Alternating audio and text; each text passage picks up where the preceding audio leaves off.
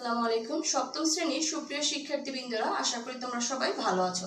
আজকে আমরা বিজ্ঞান বইয়ের নবম অধ্যায় নিয়ে আলোচনা করব। নবম অধ্যায়টি হচ্ছে তোমার কি তাপ ও তাপমাত্রা। আজকের আলোচনার বিষয়সমূহ হচ্ছে তাপ, তাপমাত্রা, তাপমাত্রার পরিমাপ, তাপমাত্রা পরিমাপের স্কেল। এগুলোর পাঠ হচ্ছে পাঠ 1 থেকে 5 পর্যন্ত। ফার্স্টেই আমরা দেখব কি তাপ। এই মহাবিশ্বে যা কিছু রয়েছে এদেরকে দুই ভাগে ভাগ করা হয়েছে। একটি ভাগ হচ্ছে পদার্থ, অপর ভাগটি কি শক্তি। পদার্থ, পদার্থ কি যার তোমার ভর বা ওজন আছে, জায়গা দখল করে এবং বল প্রয়োগে বাধা দেয়। অপরদিকে শক্তি, শক্তি যার তোমার জায়গা দখল করে না, ভর বা ওজন নেই এবং বল প্রয়োগে বাধা দেয় না, সেটা হচ্ছে কি শক্তি। এই যে শক্তি, এই শক্তিকে আমরা কি ইন্দ্রিয় দ্বারা অনুভব করে থাকি। আমাদের যে তাপ, তাপ এক প্রকার কি, তাপ এক প্রকার শক্তি। আমাদের যে পঞ্চ ইন্দ্রিয় আছে, পঞ্চ ইন্দ্রিয়ের ভিতরে কি তোমার ত্বক, এই ত্বক দ্বারা আমরা তাপকে অনুভব করে থাকি।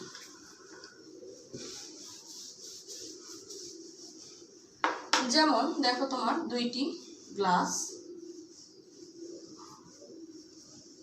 এটা হচ্ছে প্রথম গ্লাস, এটা হচ্ছে দ্বিতীয় গ্লাস। প্রথম গ্লাসে আমরা কি নিলাম, প্রথম গ্লাসে আমরা গরম পানি এবং দ্বিতীয় গ্লাসে আমরা বরফের টুকরা। তাহলে দুইটা গ্লাস, দুইটা গ্লাসের ভিতরে একটা গ্লাসে আমরা গরম পানি নিলাম এবং আরেকটি গ্লাসে বরফের টুকরা নিলাম। কিছুক্ষণ পর আমরা কি দেখতে পারবো, কিছুক্ষণ পর আমরা যখন প্রথম গ্লাসটি ধরবো সেটাতে আমরা কি অনুভব করব, গরম অনুভব করব এবং দ্বিতীয় গ্লাসটিতে আমরা কি অনুভব করব, ঠান্ডা অনুভব করব। এই যে এর পেছনে কি রয়েছে, এর পেছনে আমাদের তাপ রয়েছে। তাপের কারণে কোনো কিছুকে আমরা ঠান্ডা বা গরম দেখে থাকি। বস্তু যখন তোমার তাপ গ্রহণ করে তখন সেটা কি হয়, গরম অনুভূত হয় এবং বস্তুটি যখন তাপ বর্জন করে তখন সেটা কি অনুভূত হয়, ঠান্ডা অনুভূত হয়। তাহলে আমরা কি বুঝতে পেলাম যে তাপ হলো এক ধরনের শক্তি যার কারণে কোনো কিছু ঠান্ডা বা গরম লাগে। তাহলে আশা করি আমরা তাপ সম্পর্কে বুঝতে পেরেছি। এখন আসো কি তাপমাত্রা। তাপমাত্রাটা কি, তাপমাত্রাটা হচ্ছে কোনো কিছুর তাপীয় অবস্থা প্রকাশকে বোঝায়। যেমন আমরা কিন্তু দেখা যায় তোমার কতটুক ঠান্ডা বা গরম সেটা কিন্তু আমরা অনুভব করতে পারি না। সেটা আমরা কিসের মাধ্যমে তোমার প্রকাশ করতে পারি, তাপমাত্রার মাধ্যমে। তাহলে আমরা কি বুঝতে পারি, তাপ হলো এক প্রকার শক্তি যার মাধ্যমে ঠান্ডা গরম লাগে। আর অন্যদিকে তাপমাত্রাটা কি, অন্যদিকে তাপমাত্রাটা হচ্ছে কতটুকু ঠান্ডা বা গরম লাগছে তার প্রকাশ করার মাত্রাটাই হচ্ছে কি তাপমাত্রা। তাহলে আমরা তাপমাত্রাটা বুঝতে পেরেছি এবং তাপটা বুঝতে পেরেছি। এখন আমরা কি নিয়ে আলোচনা করবো, এখন আমরা তাপমাত্রার পরিমাপ। এই যে তাপমাত্রাটা যেমন দেখা যায় তোমার দিনের বেলা দেখা যায় সকালবেলা কি হয়, সকালে একটু গরমটা কম থাকে কিন্তু দুপুরবেলা দেখা যায় গরমটা একটু বেশি থাকে। এটা আমরা কি, এটা কিন্তু আমরা অনুভব করে বলতে পারতেছি কিন্তু সঠিক পরিমাণটা কিন্তু বলতে পারতেছি না। নির্দিষ্ট পরিমাণ, ওটা আমরা একটা নির্দিষ্ট যন্ত্রের মাধ্যমে এই তাপমাত্রাটা পরিমাপ করে থাকি। সেই যন্ত্রের নাম কি, সেই যন্ত্রের নাম হচ্ছে থার্মোমিটার। সেই যন্ত্রের নাম কি তোমার থার্মোমিটার। তাহলে কি তাপমাত্রা পরিমাপের যন্ত্রের নাম হচ্ছে তোমার থার্মোমিটার। থার্মোমিটার ব্যবহার করে আমরা মানুষের শরীরের তাপমাত্রা কি করি, মাপা হয়। মানুষের শরীরের তাপমাত্রা মাপার জন্য থার্মোমিটার ব্যবহার করা হয়ে থাকে। এছাড়াও কি, এছাড়াও তোমার আবহাওয়াবিদগণ বায়ুর তাপমাত্রা পরিমাপের জন্য থার্মোমিটার ব্যবহার করে থাকে। এছাড়াও আমাদের কি যে শিল্প কলকারখানা আছে সেখানেও আমরা কি তাপমাত্রা নির্দিষ্ট রাখার জন্য আমরা থার্মোমিটার ব্যবহার করে থাকি, যাতে থার্মোমিটার দিয়ে আমরা দেখতে পারি ওইখানকার তাপমাত্রা আসলে নির্দিষ্ট কত। এরপরে আসো পারদ থার্মোমিটার। পারদ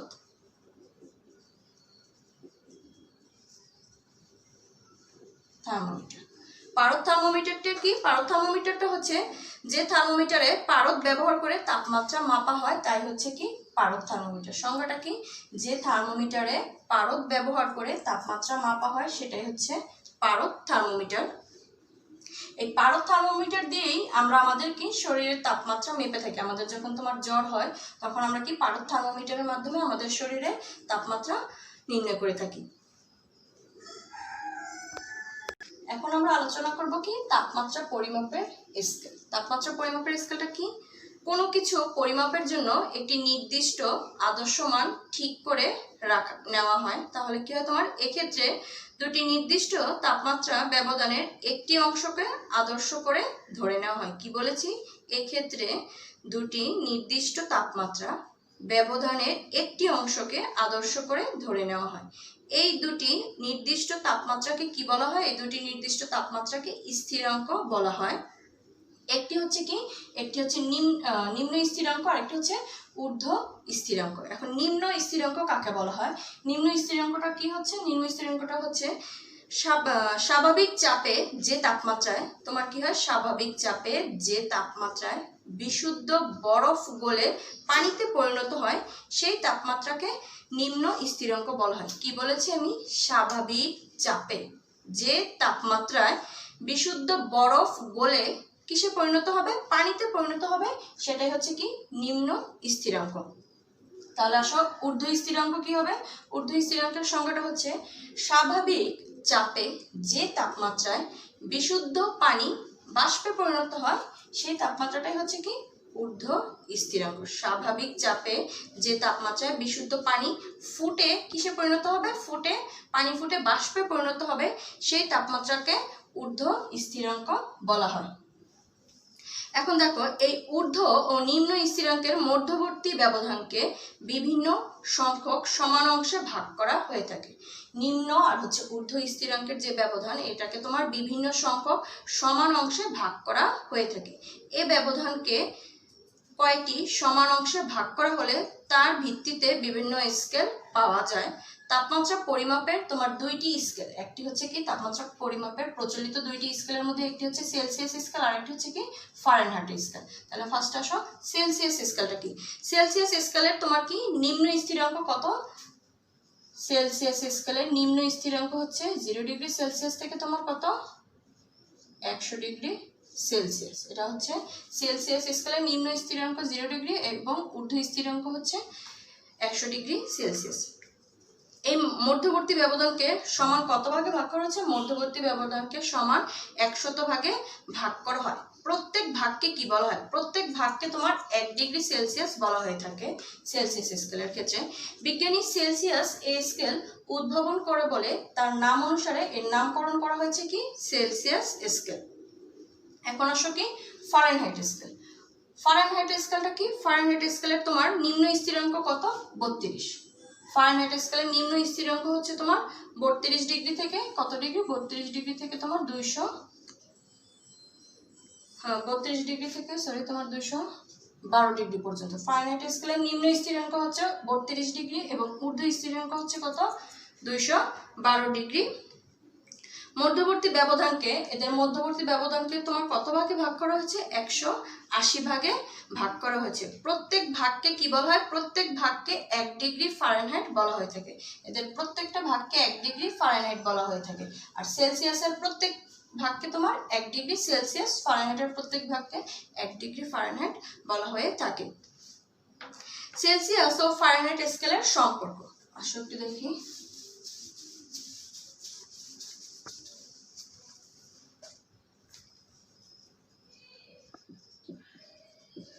সেলসিয়াস ও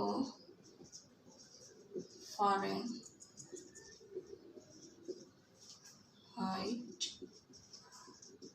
স্কেলের সম্পর্ক। সেলসিয়াস এবং ফারেনহাইট স্কেলের সম্পর্ক, এটার জন্য কি আছে? আমাদের একটি সূত্র আছে। সূত্রটা কি? C/5 =